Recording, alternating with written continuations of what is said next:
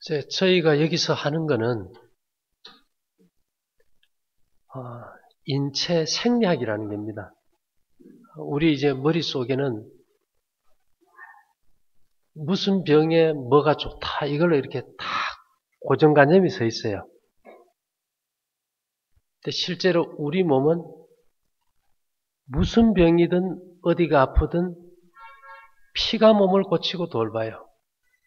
그러니까 어떤 병을 앓고 그 신경 쓰지 말고 어떻게 하면 좋은 피가 만들어지고 잘 순환되게 할까? 그게 제일 핵심이지, 그죠? 근데 우리가 자연 치유를 한다, 자연 치료를 한다 이러면은 자연에 맡기는 거거든요. 저게 무슨 말인가 하면은 우리 몸은 자연 법칙의 지배를 받아요. 근데 사실 우리 생각은 자연 법칙을 거스려서 살려고 그래. 일찍 안 자고 늦게 자려고 그러고 저녁 안 먹어야 되는데도 저녁 먹고 싶고 우리 몸이 어떻게 자연 법칙의 지배를 받고 있는가 하면은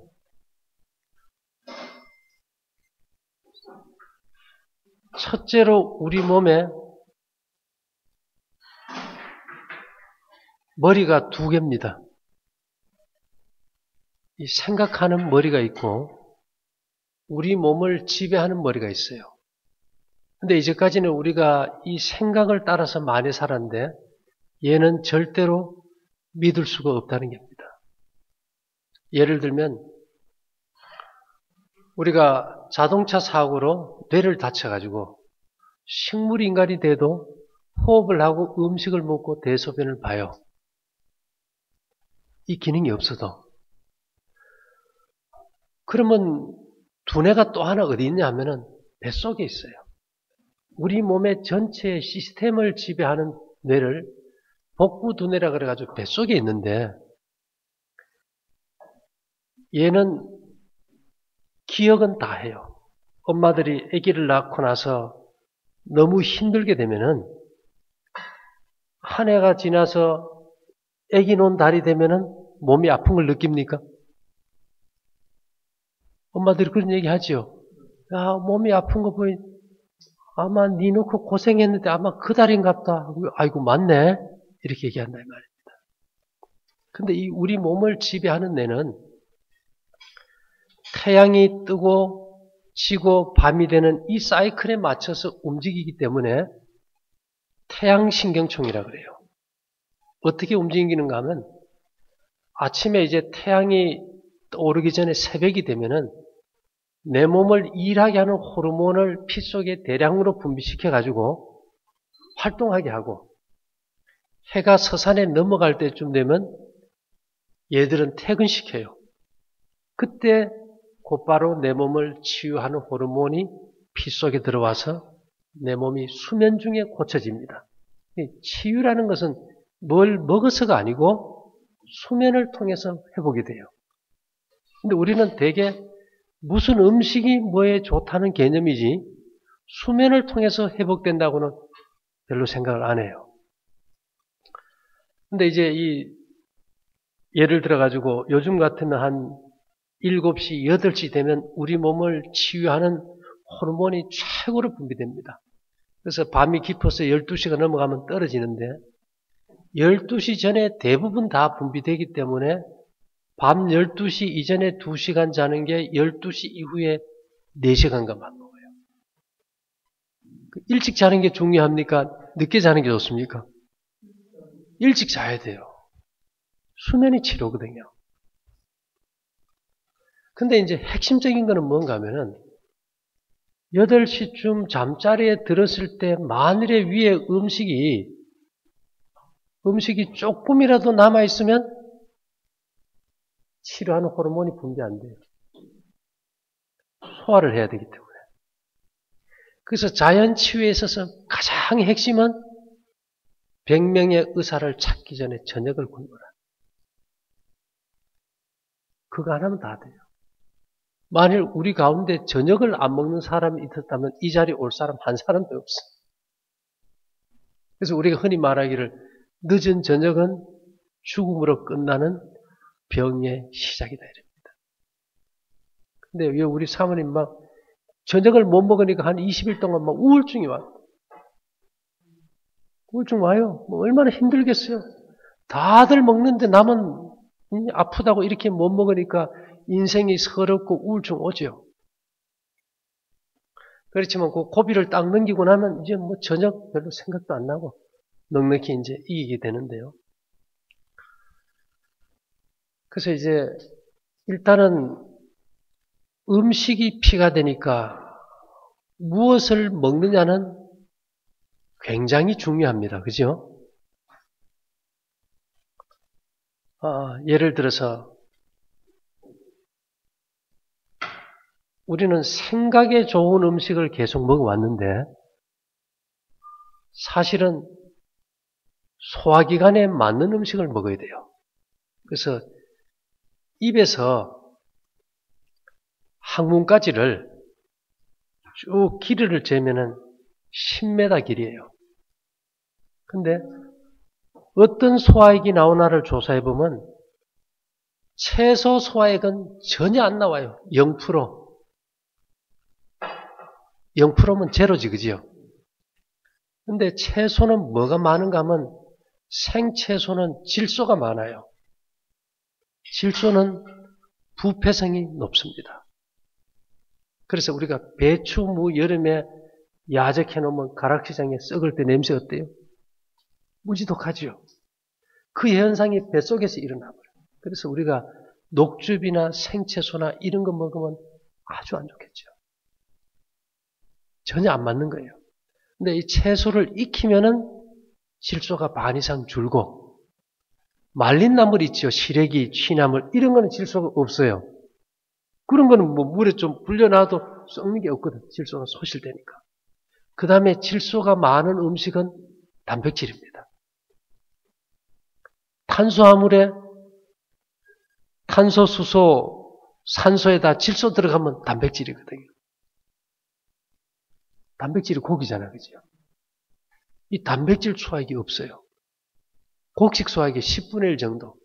그래서 우리가 식당에 가서 밥 먹을 때 밥 조금 먹고 고기 조금 많이 먹고 집에 와서 화장실 가보면 대변의 냄새가 어때요? 막 썩는 데가 나거든.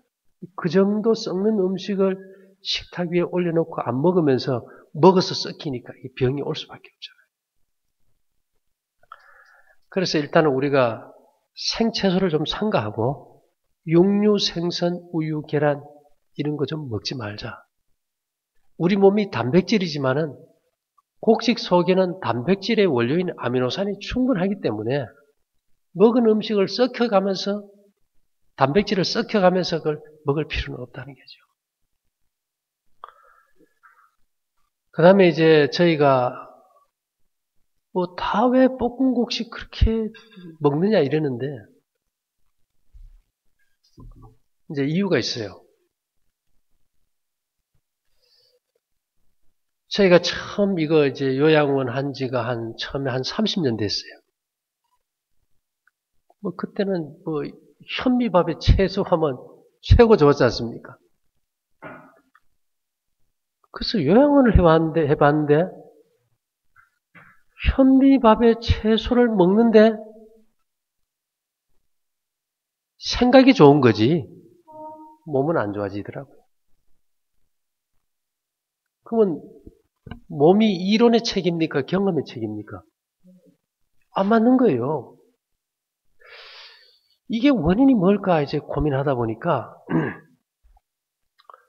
어떤 영양은 넘치고 어떤 거는 모자란다. 우리 선생님 같은 경우는 탄수화물이나 지방이나 이런 것들은 넘쳐가지고 심장의 혈관이 이제 막혀버리는데 모자라는 게 있을 거란 말이에요. 왜요?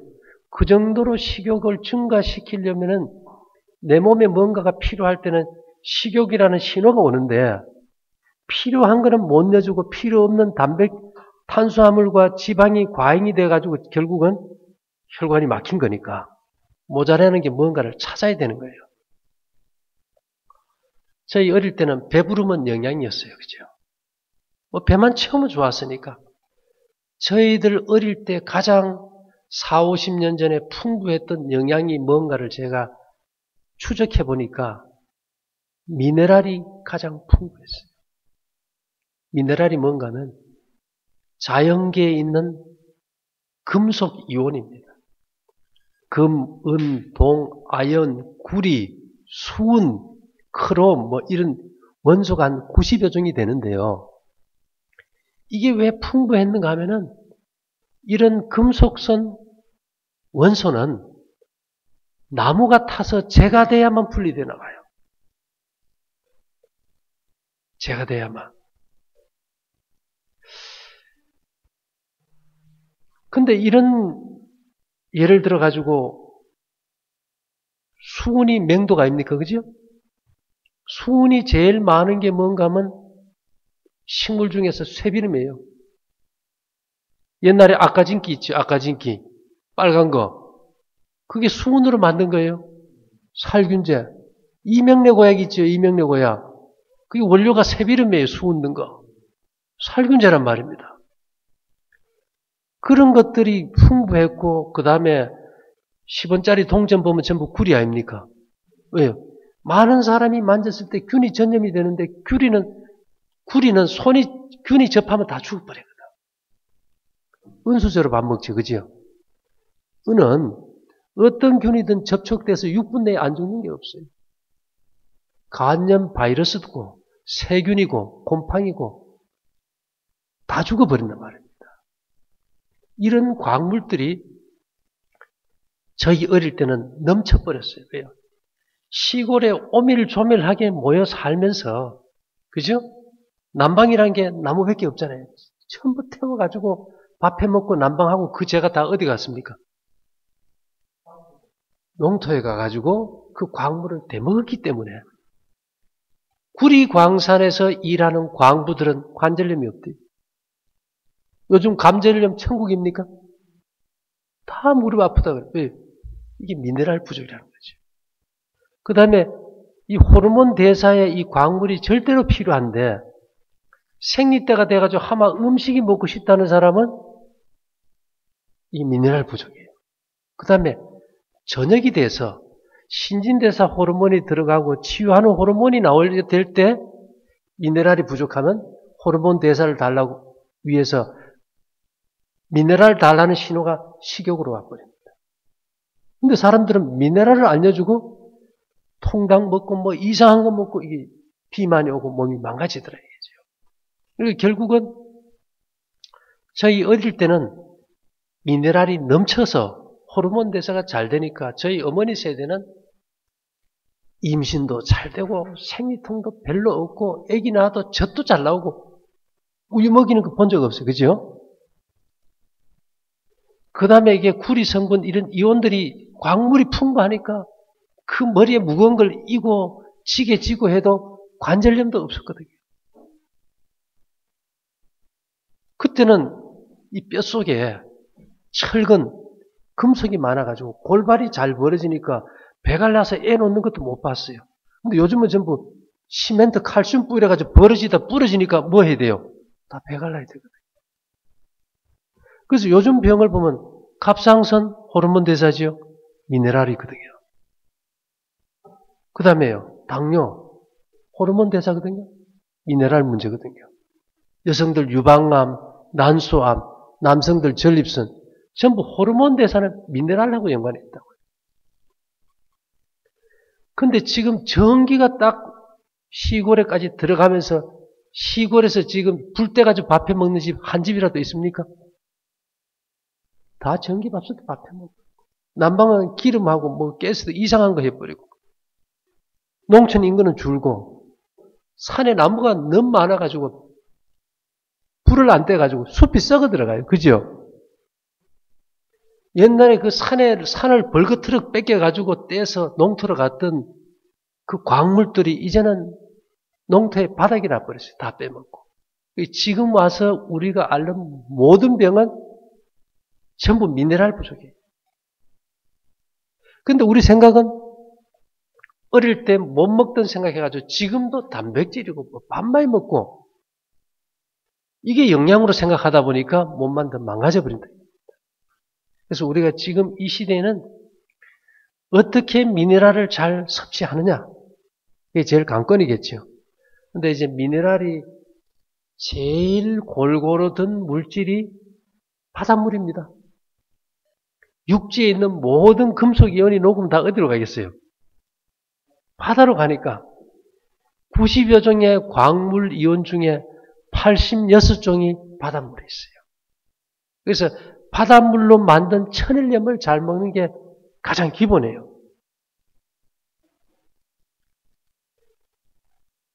차 마시는 것보다 소금 1원어치만 타면 되거든, 그죠? 음식이 뭐 막 먹고 싶을 때 소금물 차처럼 타가지고 조금 마셔보세요. 식욕이 없어져. 그래서 이제 우리가 가장 기본적인 것이 내 몸이 원하는 것이 뭔가를 찾는 거예요. 그래서 미네랄이 공급되면 일단 음식에 대한 욕구가 없어져 버려요. 그 다음에 이제 우리 선생님이 이제 심장에는 관상혈관이라는 큰 혈관이 3개가 있는데 이걸 왜 관상동맥 관상혈관이라고 그런가 하면 심장에 영향을 주는 이 큰 혈관이 심장을 다 감싸고 있는데 이걸 딱 뒤집어 놓으면요. 그 혈관의 모양이 신라 임금의 왕관처럼 생겼다 그래서 각 관자를 써서 관상혈관을. 근데 이게 지금 심장의 혈관이 막혔으니까 이걸 청소해 뚫어야 될 거 아닙니까? 그죠? 뚫는 게 우리 몸에서 나오는 게 유로키나제라는 게 있어요. 기차역 같은 데 가보면 남자들 소변 받아가지고 갔어요. 녹십자작에서. 거기서 이 유로키나제를 뽑아내면은 지금도 뭐 중풍이나 당뇨로 이제 혈관이 막힌데 이제 주사를 줍니다. 근데 일단 저녁을 안 먹고 기름기를 안 먹으면 이 효소가 남아돌아서 일단 1차적으로 청소를 해요. 그 다음에 2차적으로 거기에 혈관에 막힌 때가 뭐냐 이거예요. 기름때입니다. 곡식이 탄소인데 많이 먹고 에너지를 안 쓰면 간의 저장 능력은 250g이에요. 그 이상 들어오는 것은 기름으로 바뀌어요. 그래서 혈관에 침착시키고 복부에 축적을 시켜버려요. 우리 선생님은 주로 이제 혈관에 침착이 되는데 이 혈관 길이가 12만 킬로입니다. 지구 한 바퀴가 4만 킬로니까 내 몸의 혈관이 지구를 3바퀴 돌려요. 그리고 피는 초당 60m, 시속 200km 이상 달려요. 몸을 한 바퀴 도는데 20초 걸려요. 얼마나 고속으로 돕니까? 근데 이 가는 혈관을 피가 돌아줘야 되는데 지금 순환이 안 되는 거예요. 막혀가지고. 뭐 혈관에 기름때를 녹여야 되지 않습니까? 근데 우리가 뭐 솔로 씻어내요, 뭘로 씻어내요? 방법이 없어요. 근데 기름때 제일 잘 빼는 거는 비누예요. 오시고 뭐 기름때 비누로 씻는데 우리 선생님 가가지고 뭐 다이알 비누 뭐 씹어 먹을 수는 없잖아요. 그죠? 옛날에 비누가 없을 때는 볏짚이나 콩깍지를 태워가지고 물을 걸러 받아요. 잿물을. 그래 그걸 농축시켜가지고 콩기름 넣고 끓이면 비누가 나옵니다. 그래서 우리가 이 곡식을 태울 때 잿물이 많이 나와요. 그러면 우리가 왜 현미밥을 안 먹고 볶음국식 먹느냐? 현미 하루 종일 씹어도 그 안에 미네랄 안 나와요. 타서 재가 되기 전에는 안 나오니까. 그래서 이걸 볶아가지고 먹으면은 이 재 속의 미네랄이 흡수되는 반면에 잿물 성분, 탄산칼륨이라는 이 잿물이 나무가 타서 수치되면은 10% 정도 나옵니다. 이게 들어가가지고는 혈관에 찌꺼기 이름과 결합이 되면 재활용 비누가 돼가지고 녹여버려요.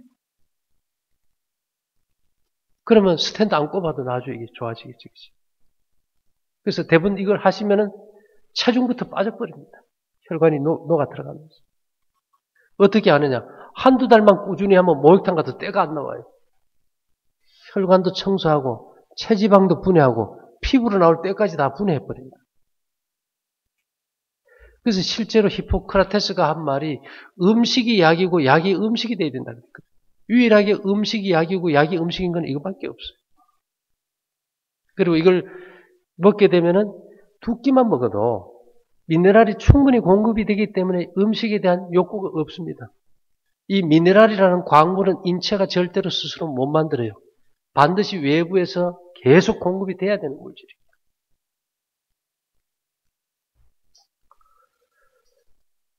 이제 그런 의미에서 우리가 이제 볶음곡식하고 볶음곡식으로 이제 떡을 만들어서 이제 먹는 이유가 이제 그게죠. 아침 한 7시, 또 점심 1시쯤 먹고 저녁을 굶어버리고. 그러면 하루만 자도 다르죠. 그 다음에 이제 또 핵심적인 것은 우리가 먹은 음식의 당을 태워서 에너지를 발산시키려면 산소가 필요해요. 산소가 없는 데서는 아무것도 타지 않지 않습니까? 그래서 이제 산소가 잘 들어와야 되는데 산소가 부족한 사람의 증세가 첫째 뭔가 하면 나는 하루 종일 이상하게 잡생각이 끊이지가 않아. 엉뚱한 생각 계속하는 사람 이게 산소 부족입니다. 이게 조금 심하면 불안하고 초조하고 우울증 오고 건강염려증 와요. 사실 이 환자들이 육체적인 질병보다 심적인 불안이 더 크게 충격을 받습니다. 그래서 몸이 안 좋으면 심리도 약해져요. 그래서 이제 산소가 뇌가 하루에 10드럼 정도를 산소를 소모하니까 충분히 산소를 공급해야 되는데 저녁을 먹는 사람은 산소가 안 들어옵니다. 폐가 이렇게 양쪽에 있는데요. 오른쪽이 3개고 왼쪽이 이제 2개 이파리가. 그런데 이 폐는 스스로 산소를 호흡하지 못하고 폐 바로 밑에 이 횡격막이 상하로 풀무지를 해줘야 들어가요. 근데 횡격막 밑에 위장이 있어요. 그래서 우리가 음식 금방 먹고 뛰어보면 어때요? 숨차지요. 왜요? 위에 들어간 음식이 횡격막을 압박해버리니까. 근데 밤에는 위가 일을 안 하니까 서 있어요. 그래서 저녁에 잔뜩 먹고 자버리면 이게 횡격막을 압박해서 산소가 안 들어오니까 밤늦게 먹고 자면 이게 썩은 독소가 뇌를 건드리면 밤새도록 개꿈에도 시달리고 아침에 다 우울증 옵니다. 그래서 우리가 흔히 말하기를 늦은 저녁이 죽음으로 끝나는 병의 시작이다 이렇게 하죠. 그 다음에 이제 산에 올라갈 때 나는 숨이 찬다. 그렇습니까? 등산하면 숨 찬다. 폐가 다 다친 사람이에요. 아무리 급경사를 뛰어 올라가더라도 힘은 딸릴 수 있어도 숨이 차면 안 돼요. 20평 넓이의 이 폐에 산소가 들어가는 구멍이 적게는 3개, 많게는 5개입니다. 근데 얘들은 언제 열리고 닫히는가 하면은 우리 몸의 체온이 36.5도예요. 그죠? 몸의 70%, 피의 80%가 물인데요. 물은 온도가 높으면 부피가 늘어납니까? 줄어듭니까? 온도가 높으면 이게 부피가 늘어나서 엄청나게 팽창됩니다. 계속 올라가 버리면 세포가 터져서 죽게 되겠죠. 그래서 우리가 체열이 36.5도에서 1, 2도 올라가도 땅구멍을 열고 열을 다 빼버려요. 그래서 더우면 어떤 현상이 되느냐? 열은 빼면서 에너지를 태우는 산소가 들어가는 폐의 구멍은 닫아버려요. 그래서 우리가 목욕탕 가가지고 뜨거운 물 속에 한참 들어가 앉아있으면 가슴이 어떻습니까? 답답하고 막 깔아지고 숨이 막히고 나오면 막 핑하고 어지럽지. 왜요? 외부의 물의 온도가 몸에 자극을 줘서 체열이 올라가서 세포가 터져서 나는 죽고 싶지 않으니까 산소가 우리가 방이 더우면 불을 피울 때 불구멍을 꽉 닫아버리지 않습니까? 그와 같이 산소가 들어가는 폐포를 꽉 쪼아버려요. 못 들어가게. 그러니까 산소가 안 들어가니까 가슴이 답답하고 숨이 막혀 어지럽게 되겠죠. 그러면 폐를 평소에 잘 열 수 있는 유일한 방법이 뭔가 하면은 절대로 신발, 양말을 신지 마세요. 막힌 신발이나 양말을 신지 마라. 발이 차면 폐가 열려요. 왜 그럴까요? 어느 한 곳은 차야 차단의 신호가 가야 이걸 데우기 위해서 열을 내야 되니까 폐가 열리게 돼 있어요. 그래서 실험을 해보세요. 한두 달만 신발, 양발 이렇게 막힌 거 없이 슬리퍼만 신고 지내다가 산에 한번 올라가 보세요. 어떤 사람은 막 울어요. 조금만 뛰어도 숨 차던 사람이 아무리 뛰어도 숨이 안 차니까 뛰면서 울어요. 너무 좋아가지고. 우리 뛸 때 숨 찬 게 얼마나 고통스럽습니까? 힘은 딸려도 숨이 차면 안 돼요. 그 다음에 절대로 뜨거운 방에 등대고 자면 안 돼요. 저희들 어릴 때 할머니, 할아버지들이 사랑방에 막 군불 뜨끈뜨끈하게 떼놓고 막 등을 지지잖아요. 등에서 계속 열이 올라오니까 에너지를 안 태우기 위해서 폐포를 막 닫아요. 폐는 풍선이거든요. 계속 이놈이 쪼그라들다 보면 바람 빠진 풍선처럼 찌그러들어 버려요. 그래 되면 나중에 등이 어떻게 될까요? 굽어요. 우리 할머니, 할아버지 등 굽은 게 어디서 온지 압니까? 지게 지금 이거 이어서 그런 게 아니고 등짝 찢어가지고. 그래서 이게 기관지가 이완돼서 천식도 많고 노망도 빨리 왔잖아요. 지금도 우리가 밤에 잘 때 자꾸 등을 뜨게 자죠. 그죠? 폐가 닫혀 산소가 안 들어가는데. 암의 원인이 뭔데요?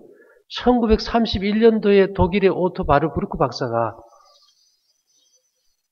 조용하소이 정상세포에다가 공급되는 산소를 48시간 동안 35%로 줄였더니 정상세포가 암세포로 바뀌더래요.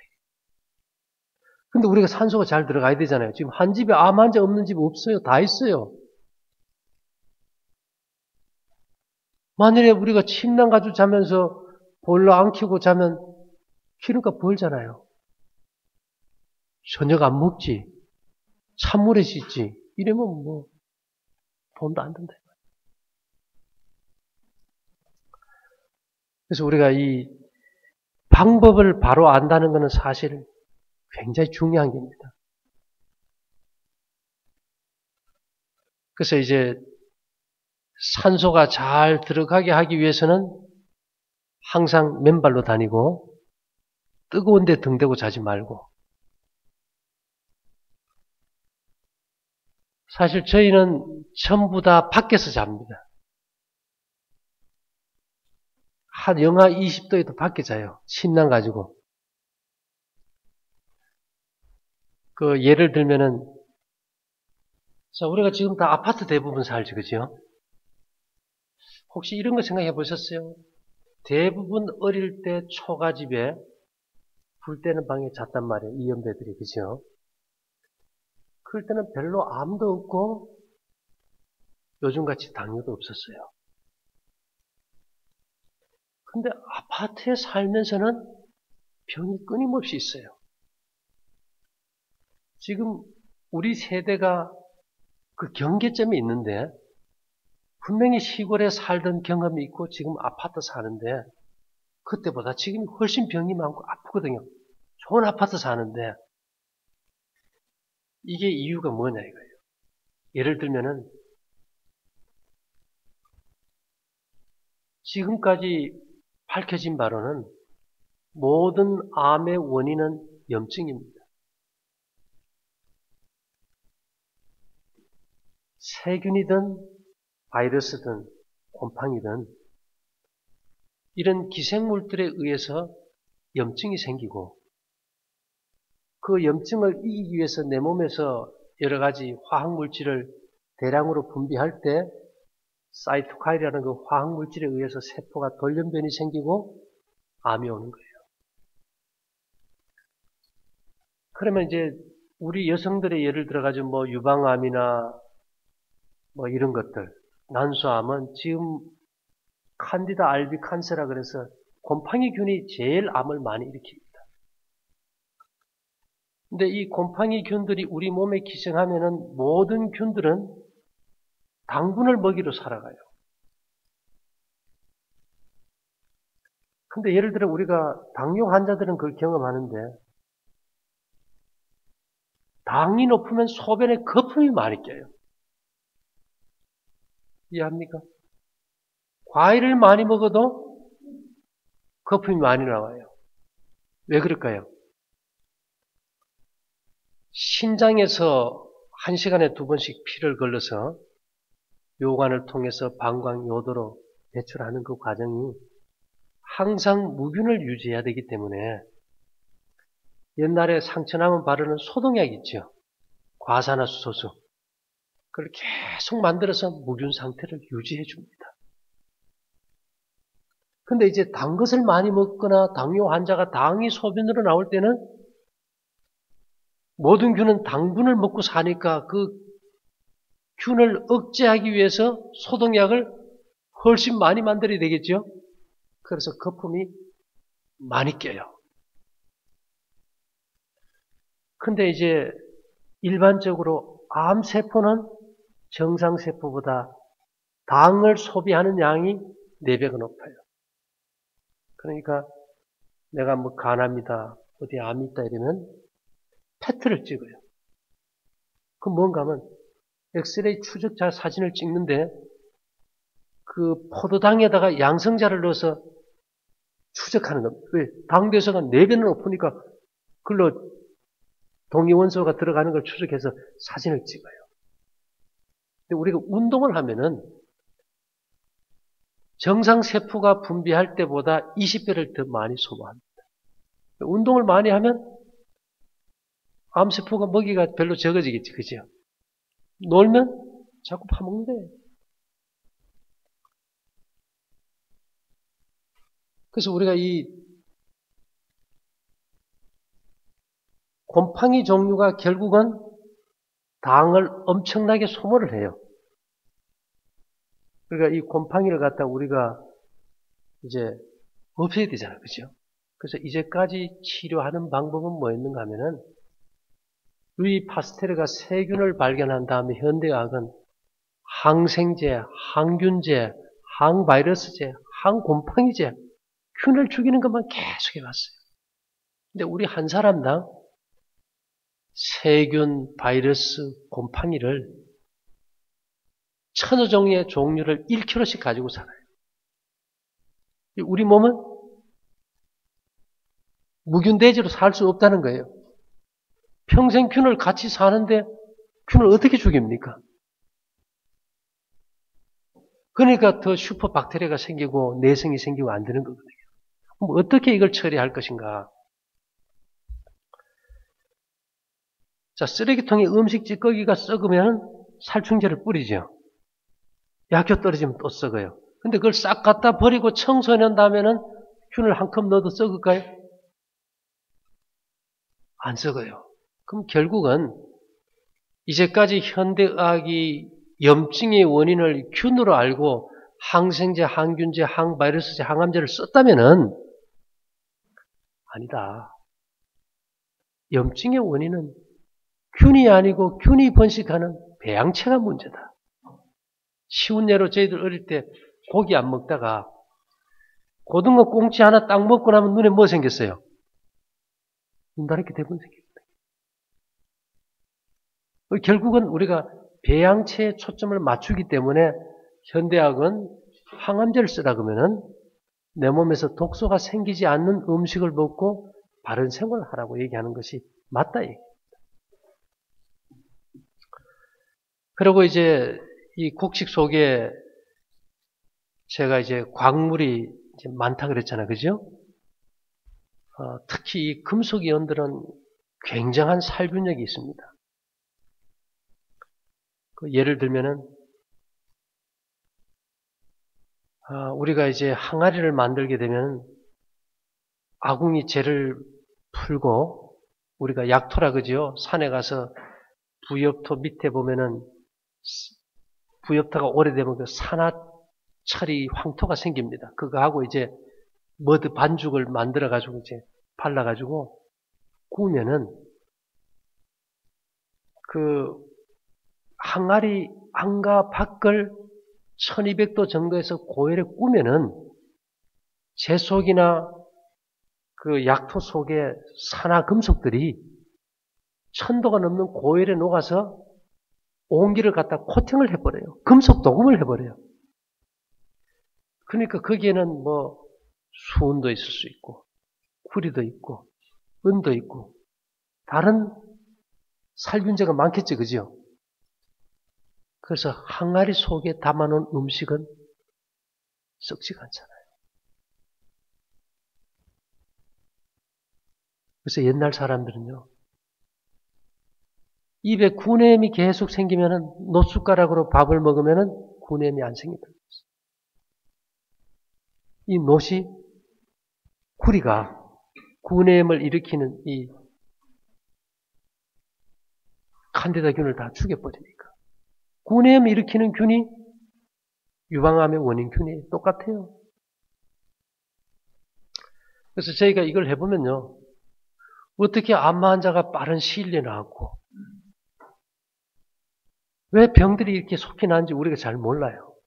실제로 이 90여 종의 금속 원소들이 어떤 종류가 어떤 역할을 하는지 밝혀진 것은 1000분의 1도 안 됩니다. 얘들이 어떤 종류가 어떤 상승작용을 해서 하는 것은 몰라요.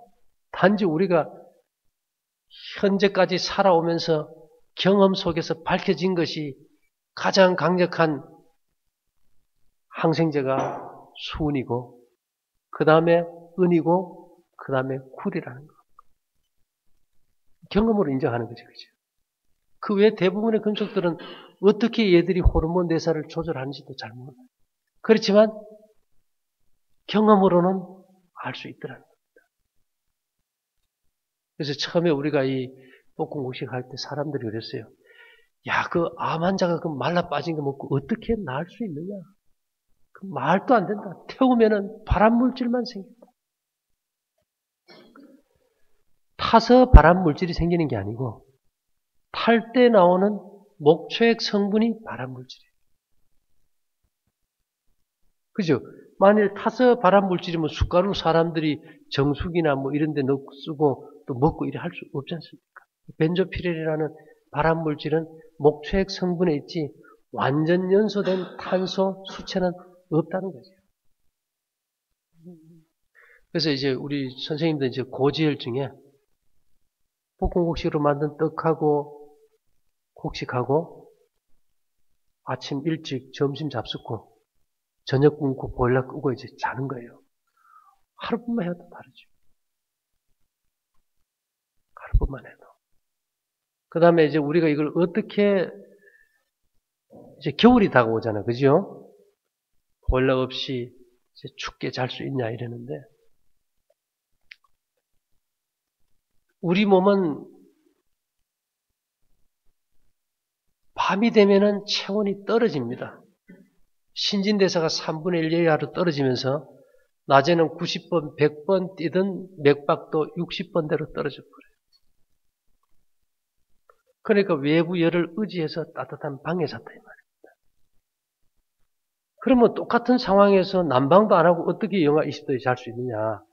원리는 간단합니다.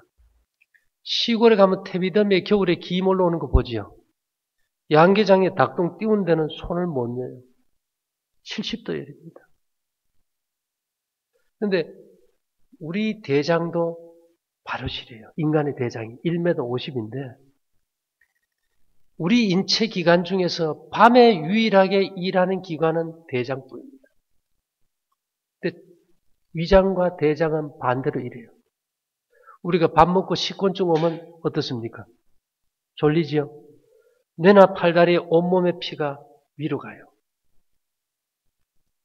그러면 아랫배의 피도 위로 오겠죠.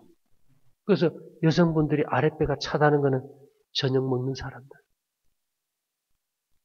그래서 우리가 인간의 장은 채소나 과일이나 고기가 아니고 유일하게 곡식을 가장 완벽하게 발효합니다. 그래서 우리가 아침, 점심 곡식 같은 걸 충분히 잘 먹고 저녁을 굶어주면 이게 대장에서 발효되면서 띄워질 때 여기서 비타민 K나 비타민 B, 12, 생명물질, 항암제, 자연 면역물질을 대장에서 만들어요. 그래서 우리가 흔히 말하기를 사람은 똥배 힘으로 산다 이렇게 얘기해요. 그래서 변이 좋은 것이 건강이기 때문에 조선시대 임금님들은 대변을 다 받아가지고 조사하고 맛도 보고 냄새도 맡고 했잖아요. 그래서 이제 이 열을 가지고 이제 우리가 아침, 점심 먹고 저녁을 굶고 자면 몸에서 열이 나서 밖에 자요. 저녁을 먹으면요. 추워서 못 자요. 온몸에 피가 위로 가가지고 장에선 띄워지도 안 하고 체력이 있는 한도는 견디지만은 영하 15도, 20도 가버리면 못 견뎌요.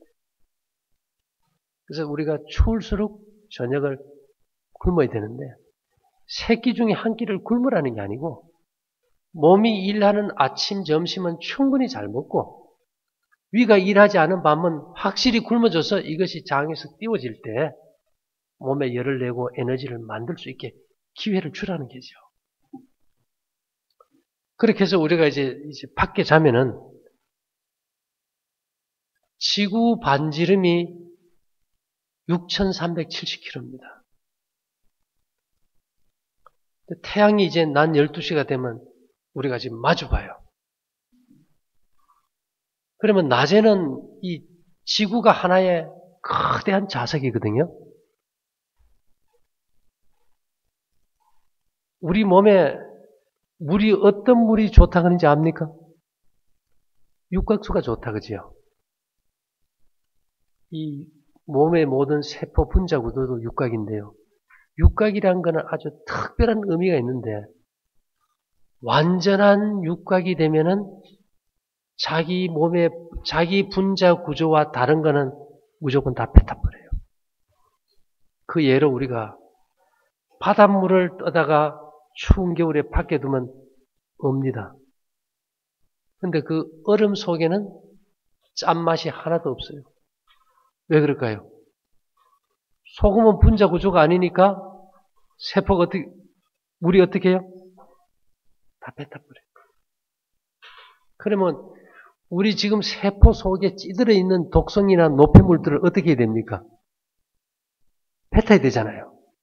그래서 이제 끝이 아픈 사람들, 관절염이나 류마티스나 이런 사람들은 지금도 한림대학교 같은 데서는 냉동요법을 씁니다. 영하 110도 초저온실을 만들어 가지고 습기를 완전히 제거한 다음에 거기 들어가게 해요. 그래서 냉기를 줘요. 그러면 이 세포가 육각으로 바뀌면서 회복이 돼요. 우리 왜 어디 막 부딪히고 타박상 입으면 뜨거운 물에 담가요? 얼음찜질해요? 예. 세포가 분자 구조가 육각에서 오가거나 깨진 걸 가장 빨리 회복시키는 거는 얼음찜질이에요. 얼리는 거예요. 그래서 관절염 환자들이 냉동실에 들어가는데 근데 뭐 간 환자나 당뇨 환자가 속까지 얼게 들어가 버리면 내가 어떻게 돼요? 죽어버리잖아. 그죠? 그러니까 이게 얼릴 수도 없고 안 얼릴 수도 없고 이게 고민인 거예요. 그러면 이게 물의 분자 구조를 육각으로 만드는 또 다른 방법이 있는데 그게 뭔가 하면은 물이 흐르는데 강한 자석을 놓으면 그 자석의 자장을 통과한 물은 육각으로 바뀌어버려요. 대단하죠? 몸이 37도 이상 올라가면은 몸의 육각 분자가 깨집니다. 그래서 우리가 여름에 열심히 땀 흘리고 일하면은 찬물이 먹고 싶어요? 아예 막 얼음이 씹어 먹고 싶습니까? 아주 더울 때는 온도가 높아지면서 육각 분자가 깨지니까 막 얼음을 막 씹어 먹고 싶다고, 그죠? 근데 지금처럼 이제 날이 추워지고 선선하고 아주 추워질 때는 따뜻한 게 땡겨요. 왜요? 냉기로 인해서 육각 분자가 안 깨졌으니까 따뜻한 거 좀 들어도 된다. 결국은 우리 몸 전체를 어떻게 가장 이상적인 육각 분자가 활성화돼서 세포나 체액이 유지가 되게 만들 수 있는 방법이 뭔가 하면은 우리 몸을 자석 위에 올려놓고 자버리면 되죠. 그래서 옛날에 뭐 재팬 나이프 뭐 자석료 있었지, 그죠? 근데 그게 인체 자장과 안 맞아요. 지자기와. 그래서 이걸 우리가 차만 타도 지자기가 반 이상 줄어듭니다. 3층 이상 아파트만 타도 반 이상 줄어들고요. 그래서 우리가 차만 좀 오래 타도 몸이 어때요? 피곤해요. 깔아지고. 그래서 우리가 낮잠 자는 거 좋지요? 피곤할 때. 야, 피곤하다 하면서 1시간 낮잠 푹 자고 나면 몸이 가벼워요? 무거워요? 한 5분 잠깐 자는 거 말이지, 한두 시간 낮잠 잤다고 하면은, 머리도 무겁고, 이게 순환이 안 됩니다. 물이 흐르는데 자석을 놓듯이, 누워 잘 때, 피가 돌 때 밑에서 자장이 강하게 걸려야 되는데, 태양풍에 밀려서 낮에는 치자기가 11배까지밖에 못 뻗어가요. 근데 반대로 밤 쪽은 100배까지 뻗어갑니다. 60배 거리에 달이 있어요. 근데 우리가 밤에 자고는 잠은 오래 자도 몸이 어때요? 가벼워요. 그래서 우리가 밤새도록 땅바닥에 등을 대고 일찍 잠자리 들면은 이 땅에서 올라오는 강한 지작의 영향으로 몸의 체액이나 세포가 어떻게 될까요? 피가 순환이 되면서 이 육각분자로 바뀌어버려요. 그렇게 해서 우리 몸 스스로가 노폐물을 뱉어버리고 청소하는데, 예를 들면 우리가 미꾸라지 추어탕 끓일 때 그냥 끓입니까? 어떻게 합니까? 소금을 뿌려주면 이 미꾸라지가 어때요? 흙물 막 토해내듯이 이 세포 속에 있는 육각분자가 되면서 이걸 다 뱉어버려요. 그래서 이게 세포가 정화돼요. 그래서 저희들 어릴 때 흙집에 그냥 구들 놓고 잘 때는 요즘 같은 병이 없었어요. 뭐를 잘 받으니까? 치기를 잘 받으니까. 요즘은 공중에서 떠서 사니까 치자기를 못 받아요. 이게 환경 자체가 바뀌어야 되는 문제예요. 그죠? 우리 옛날에 뭐 침대 생활을 했습니까? 과호흡 증후군이라는 게 있어요. 비행기를 타거나 공포를 느끼면은 사람들이 막 호흡이 안 돼요. 호흡이. 그때 어떻게 하는가 하면은 비닐이나 종이봉투를 입에 대줍니다. 왜냐하면 내가 뿜어져 나오는, 내 입에서 나오는 이산화탄소가 산소를 흡입시키는 촉매제이기 때문에. 나무가 낮에는 산소를 뿜고 밤에는 뭘 뿜습니까? 이산화탄소를. 이산화탄소는 공기보다 무겁습니다. 얘는 액체가 없고 기체밖에 안 돼요. 기체와 고체예요. 이산화탄소를 고체로 만든 게 드라이 아이스예요. 나면 막 불불 끓으면서 막 연기 올라오잖아요. 가수들 노래할 때 막 구름 끼듯 하는 게 이산화탄소입니다. 이거는 무생, 무치, 불연제, 모든 불 끄는 소화기의 원료는 이산화탄소예요. 근데 이 이산화탄소는 공기보다 무거워서 항상 땅 밑바닥에 있어요. 이게 산소를 가장 내 폐 속으로 잘 물고 들어가는 호흡 촉매제예요. 그래서 우리가 겨울에 연탄가스 취하면은 코를 어디다 대주라 겁니까? 땅에 대주면 깨난다고 하거든요. 지면에 깔린 이산화탄소가 산소를 물고 들어가요. 그러면 자, 침대에 자는 게 좋겠어요? 바닥에 자는 게 좋겠어요? 그렇죠. 근데 요즘 다 뭐 어디 잡니까?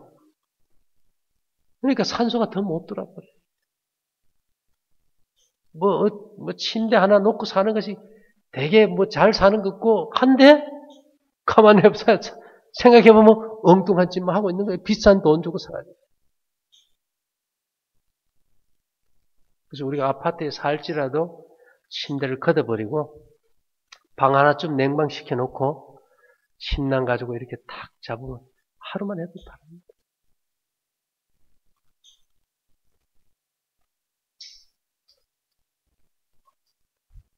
그래서 이제 그 위장병은 저녁 안 먹으면 해결돼요.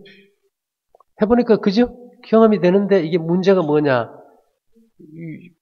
어울리면 안 돼. 가족만 같이 해주면 이건 성공이고. 모든 병이 다 그렇죠.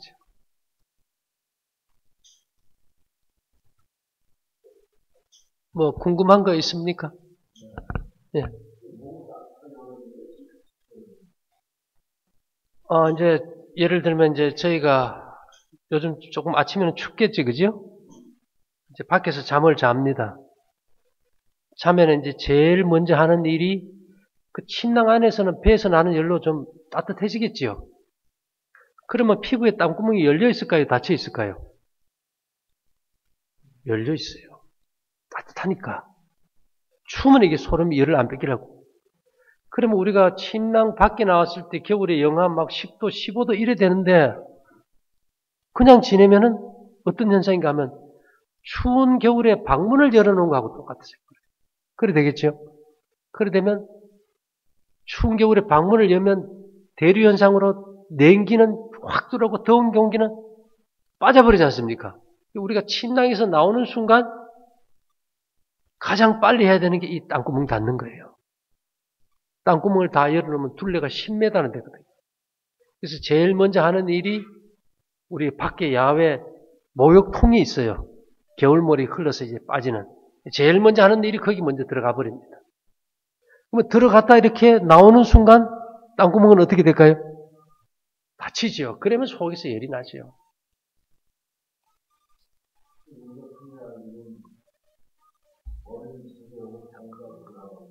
이제 두한종렬이라는 의미를 좀 생각해 봐야 되는데요.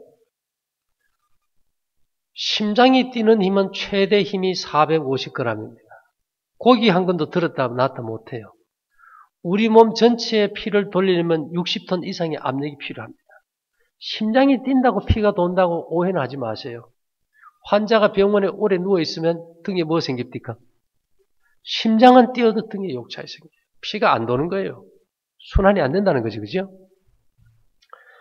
혈액순환은 주로 모세혈관의 운동이기 때문에 이제 피부 주위의 모세혈관을 이제 자극하는 것도 중요한데 가장 큰 혈액순환의 흐름은 대류현상입니다. 피는 머리에서 발로 흐르는 게 정상이에요. 근데 우리가 화가 나면 피가 거꾸로 선다 그죠? 성질 나서 위로 열받는 거는 피가 지금 거꾸로 올라가는 거예요. 머리에 피가 발로 가줘야 돼요. 무슨 얘기인가 하면은 자 지금 심장의 혈압을 0점으로 놓으면 머리는 심장보다 10이 낮고 이 종아리는 심장보다 90이 높아요. 심장을 중심으로 보면 머리하고 종아리하고는 혈압차가 압력이 100배 차이 납니다. 그럼 우리가 하체로 피가 가게 하려면 어떻게 해야 되는가 하면 무거운 걸 이든가 져야 돼요. 근데 자동차 문화는 이고 매고 지는 게 없어요. 그러니까 요즘 사람들은 배꼽을 경계점으로 딱 해가지고 전부 피가 위로 가지 아래쪽으로 가는 사람이 없습니다. 아래쪽에 남성은 혈액순환의 구조를 볼 때 전립선이 혈관 분포 숫자가 제일 적기 때문에 남성은 혈액순환이 안 되면 전립선이 제일 먼저 와버려요. 겨울이 돼서 내가 발이 시리다는 사람은 피가 안 도는 사람이 발까지 그죠? 그러니까 아랫배가 차니까 무릎까지 피가 가겠어요. 그래서 연골이 재생이 안 되니까 퇴행성 관절염도 많아져. 그러니까 어떻게든 발까지 피를 가게 해야 되는데 발까지 피를 가게 한다는 방법이 족탕, 각탕, 반신욕인데 그러면 뜨거운데 담글수록 그 열은 위로 갈까요? 밑으로 갈까요? 그러니까 그러면 추울 때 방문을 여는 게 맞습니까? 닫는 게 맞습니까? 닫아야 되겠죠. 계속 뜨거운 물에 족탕, 각탕, 반신욕 하면 사지의 땅구멍이 열릴까요? 닫힐까요? 계속 뜨거운 물에 들어가면 열려가지고 닫는 기능이 없어져 버려요. 겨울 되면 실어서 못 사는 거지. 일정한 온도에서는 견디지만 추운 데서는 이게 실어서 못 견디는 거예요. 그 대신에 저희들 그 시골에서 뭐 요즘같이 온수도 없고 세탁실도 없을 때 초봄에 겨울 빨래 가지고 겨울에 가서 막 찬물에 가서 밟고 맨손으로 하다 보면 손발이 시리다 못해 끊어질 것 같아요. 그죠? 조금 지나면 손발이 어떻습니까? 불이 나버려요. 다시 말하면 머리의 열을 발로 오게 하는 유일한 방법이 발을 얼리라는 겁니다. 찬물로 씻고 맨발로 치고 맨발로 걷고 겨울에 찬 냉기가 발에 자극을 주게 해주라. 그러다 뭐 머리는 뜨겁고 발은 차니까 대류현상에 의해서 뜨거운 열은 어디로 가요?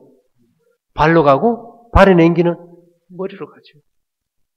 그래서 두한종렬이란 말은 머리를 차고 발을 뜨겁게 하라는 얘기가 아니고 머리가 차고 발을 뜨겁게 만들어주라는 얘기입니다. 그래서 우리가 참새도 그렇고 닭도 그렇고 오리도 거위도 보면 모든 짐승들이 머리까지 털을 다 뒤집어 썼어요. 그죠? 발은요. 걔들 발 씌우면 죽어버려요. 대류현세 안 일어나니까. 피가 섞버린다 이 말이에요. 예. 저는 지난주 토요일부터 주문해가지고 예. 오늘 토요일 침투 예. 주변이 색깔이 아주 다르요. 이제 소변이 우리 몸에 노폐물을 빼는 기관이 5곳입니다. 간에서 해독하고 폐로 빠지고 피부로 빠지고 신장, 대장 5곳이에요. 근데 사람들이 피부로만 노폐물이 빠진다는 사람은 계속 찜질방 가요. 한정막 들어가고. 신장으로 뺀다는 것만 생각하는 사람은 계속 물만 많이 마셔요. 대장으로 빠진다고 생각하는 사람은 계속 관장해요. 피만 골고루 잘 돌면 되는데 소변 색깔은 항상 마른 지푸라기 색이 정상입니다.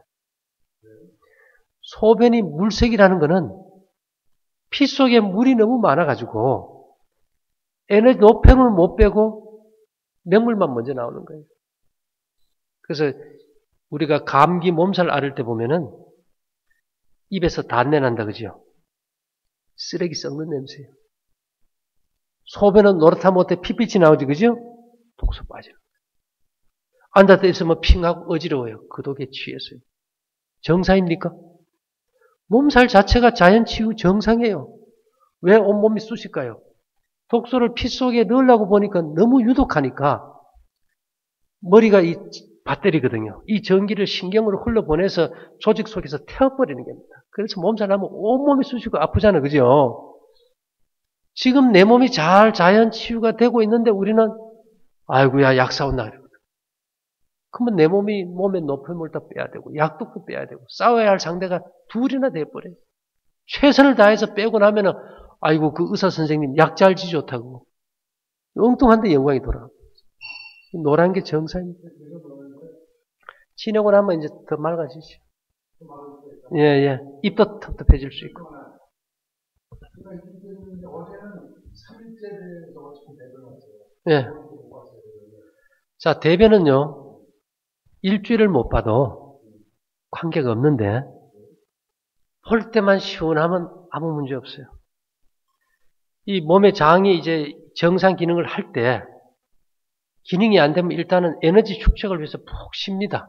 그렇게 해서 한두 번 빠지고 나면 그 다음에는 매일 대변 보게 됩니다. 칼슘은 쉽게 얘기하면 석회입니다. 석회. 쉽게 시멘트로 보면 되겠지, 그죠? 뼈는 칼슘만 있어야 되는 게 아니고 철근이 있어야 튼튼하잖아요. 그래서 미네랄이 필요한데 칼슘이 부족해서 뼈가 골다공증이 오는 게 아니고 잠이 늦었어요. 칼슘을 뼛속과 혈액 속에서 그 균형을 조절하는 것이 갑상선 호르몬인 칼시토닌과 부갑상선 호르몬이 이게 작용해서 혈액 속에 칼슘을 집어넣고 필요할 때 뼛속에 칼슘을 피 속으로 빼와요. 우리가 잠이 늦어버리면은 그림의 떡이라는 말이 있죠. 아무리 그림의 떡은 맛있어 보여도 먹을 수가 없어요. 그래서 이 칼슘 대사가 언제 일어나는가 하면 초저녁 첫잠에 다 일어납니다. 일찍만 자면 아무 문제 없어요. 칼슘 대사는. 그 다음에 이제 비타민 C가 문제인데요. 요즘 비타민 C 하나에 500ml, 1000ml 그잖아요. 이게 왜 그런가, 왜 먹게 하는가 하면, 이, 쇠가 산소를 접하면 녹슬잖아요. 그와 같이 몸속에 에너지를 태울 때 나오는 아주 순간적인 활성산소가 세포를 손상시키면 유전자의 변이가 오고 암이 오니까 활성산소를 없애기 위해서 비타민C를 대량으로 먹어라. 그러면 활성산소가 뭐냐? 대표적인 게 아까 말한 과산화수소입니다. H2O2. 만일 그럼 아까 제가 소변 방광염 얘기했는데 비타민C를 대량으로 먹으면 결석이 생겨요. 부작용, 비타민C 대표적인 부작용이 결석입니다. 근데 비타민 C를 대량으로 먹어가지고 과산화수소가 안 만들어지면은 어떤 현상이 일어날까요? 몸에 균을 못 죽이니까 몸에 염증이 막 생기겠죠. 우리 여성들은 남성보다 요도가 7cm나 짧아요. 방광염 한번 걸려보면 어때요? 그걸 소독하는 살균제가 없어지는 거예요. 모든 것은 양면서에 있는 겁니다. 그럼 볶음국식은 왜 괜찮으냐? 우리가 이 세포가 손상되지 않게 보호하는 피막이 필요해요. 그걸 우리가 이제 항산화 물질이라고 합니다. 세포를 이렇게 손상되지 않게 보호해주는 걸 이제 아연 도금이나 밴드 정도가 되겠죠. 이 항산화 물질은 생것에는 거의 없어요. 그래서 생거 많이 먹는 사람은 구내염 달거나 살고 상처나면 진물이 나고 잘 안 아물어요. 근데 볶음국식 먹는 사람은 칼에 미든 송곳에 찌든 상처가 나도 소독도 필요 없고 연고도 필요 없고 금방 나버려요. 가장 강력한 항산화 물질이 뭔가 하면 곡식을 볶을 때 나옵니다. 예를 들면 빵을 구우면은 속에 하얀 부분이 있고 겉에 탄 부분이 있죠. 사실 돼지고기가 암을 가장 많이 발생시킵니다. 문둥병이 원인이고 그걸 영양학적으로 논리적으로 정립해서 제일 많이 먹는 사람들이 독일 사람들이에요. 콜수산 같은 경우에 드럼통이잖아요. 그죠? 소세지고 뭐고 막 그 나쁜 거 그렇게 먹는데도 암이 별로 없어요. 우리나라 사람들 고기 먹어야 그 사람들 3분의 1도 못 먹는데도 암 천국이에요. 왜 그러냐? 독일 사람들의 주식이 저하비입니다. 구운 빵. 우리는 속에 하얀 부분 먹는데 그 사람은 겉에 탄 부분 먹어요.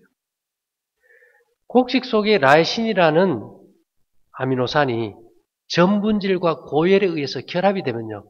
푸르닐라신이라는 강력한 항산화 물질이 생기는데 이거는 암을 예방하는 효소도 만들어주고 세포를 완벽하게 보호해줍니다. 그러니까 그 사람들이 그렇게 고기를 많이 먹어도 세포를 보호하는 항산화 물질을 충분히 먹기 때문에 암이 별로 없고 한국 사람들은 반문해요. 이렇게 빵을 내놔도 안 먹어. 그러니까 세포를 보호하는 기능이 없으니까 고기 먹으면 그냥 암 걸려버린 거예요. 그리고 비타민C는 아까 말씀드린 미네랄이 충분할 때 우리 몸의 일일 비타민C 적정량은 20mg입니다. 500mg이 아니고 20mg. 근데 미네랄이 부족하면은 2000mg가 들어와도 답이 없어요. 아까 그 말씀하신 게 제가 이해가 갔어요. 그런데 그 비타민C 양이 필요해지는 게 아니라 내가 이제 활성산소를 없애는 게 비타민C잖아요. 근데 아까 말씀하신 활성산소를 그래서 없앤다니까. 그래서 우리가 볶은 곡식을 우리가 이제 미국 보냅니다. 이걸 이제 미국에 보내려면 검사를, FDA 검사를 받아야 되니까. 보내보면은 볶은 곡식에도 비타민C가 있어요. 볶아도 파괴가 안 돼요. 우리가 뭐 감자 한두 장만 먹어도 비타민C는 충분히 공급되는 게.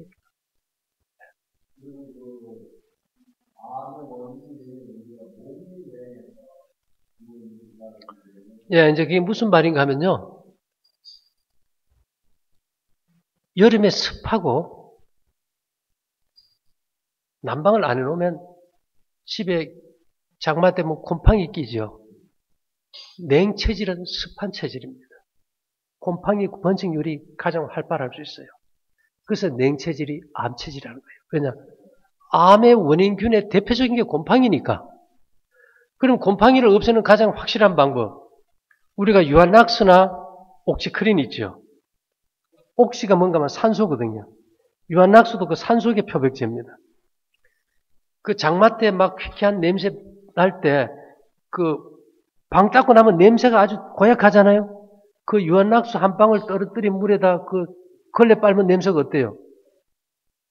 사라져버려요. 결국은 산소가 충분히 녹아 들어가면은 곰팡이 번식이 안 되겠지, 그죠? 그래서 우리가 폭포 같은 데는 습해도 폭포가 떨어질 때 음이온이 산소가 풍부하니까 곰팡이가 없지 않습니까? 그래서 우리 몸에도 산소가 풍부하게 좀 들어오게 해주자.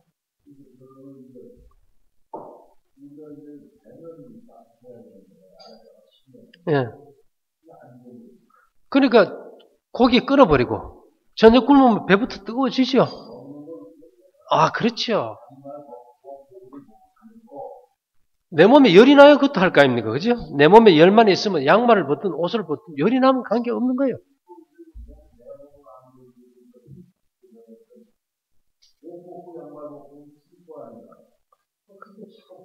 그러니까 이제 이걸 해보시면은 이론은 의미가 없어요. 다른 방법은 당신은 환자니까 하시오 이래요. 그죠? 세상의 모든 사람들은 질병을 연구해요. 그죠? 우리는 건강을 연구하는 거예요. 건강을 연구한다는 건 뭔가 하면은 질병은 걸린 사람도 있고 안 걸린 사람도 있지만 건강은 누구에게도 필요한 거 아닙니까? 환자에게도 필요하고 지금 건강한 사람이 필요하고 이 방법은 우리가 사는 삶에 동참해 보시오 하는 거지 나는 건강하니까 안 하고 당신은 아프니까 하시오 이게 아니라 얘기입니다. 그래서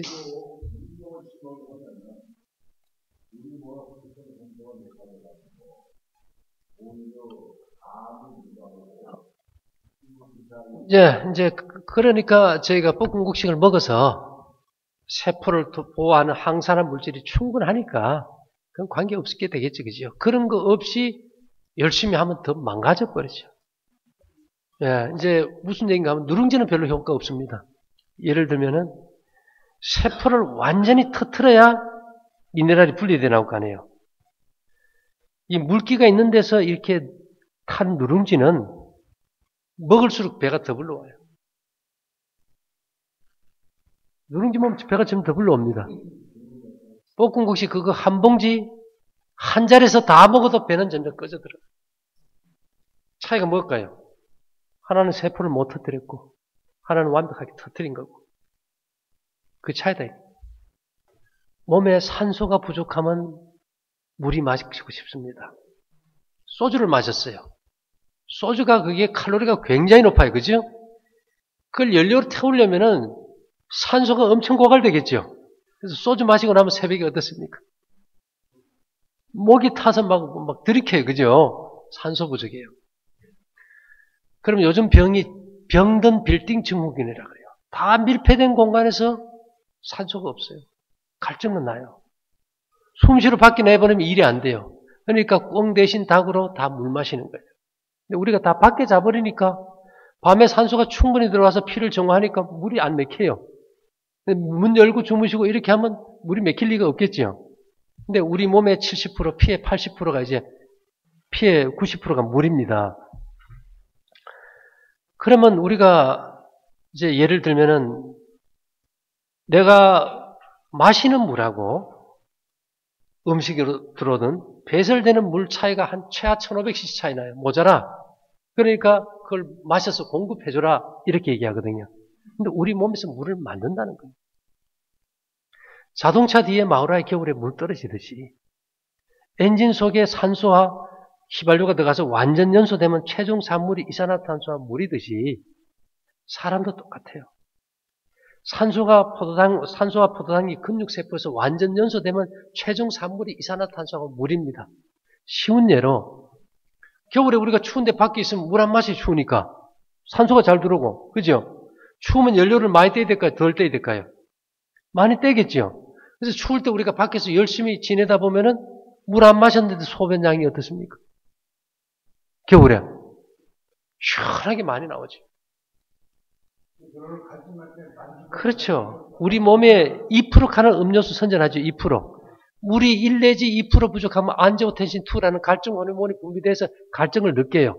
또 하나 순환이 안 될 때. 어디 강의하러 가서 조금만 스트레스 받고 열받으면 긴장하면은 목이 마르니까 강단 위에는 항상 뭐가 떠나요? 그게 뭐 물 부족입니까? 순환이 안 돼서 한 곳만 열받아도 목이 마르니까.